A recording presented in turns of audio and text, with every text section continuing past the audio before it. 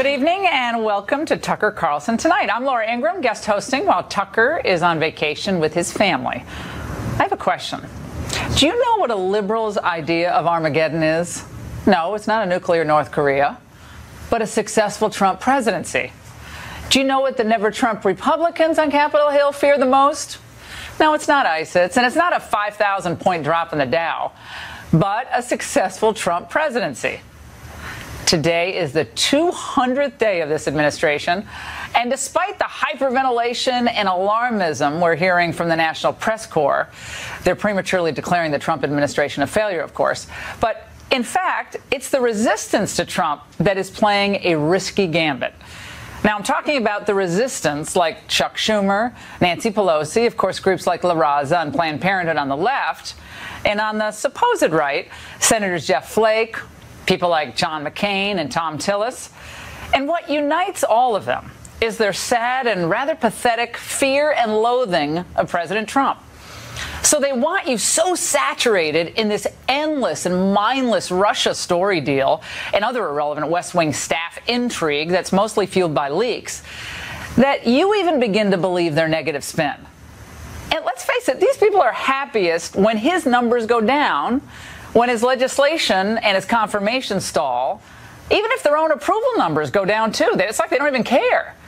And by the way, their approval numbers have also gone down a lot. And Trump's approval rating may only be, about 37% according to one poll. But check this out. Tom Tillis's approval rating, North Carolina, 29%. Nancy Pelosi's, 27%. Chuck Schumer's is 26%. And Mitch McConnell's is a very impressive 17%. Now, despite 2 years of nonstop bile and vitriol from Washington's bipartisan elite class, Trump is actually beating all of them. Now, while, of course, it's true that marquee legislative successes are lacking, whether on health care, tax reform, infrastructure, but it's equally true as well that President Trump has done a lot, even without Congress, to make our lives better. Think about it. Consumer confidence, of course, the stock market, new business startups, wages even, and the GDP are all up. And in foreign policy, we have a lot of challenges out there, but his team has worked to forge new alliances where possible and make it clear to our allies that we expect them to pay their fair share for their own defense, not get us suckered into another trade deal or another international deal that saps our wealth and independence. And what else has he done? Well, President Trump has streamlined onerous regulations and red tape in almost every federal department. And he's given relief to our vets at the VA. He's gotten a phenomenal justice confirmed at the Supreme Court and has 29 more poised to be approved to other federal courts. And on trade, well, I said he put the cheaters on notice, and he's already changed the behavior of offending nations as a result.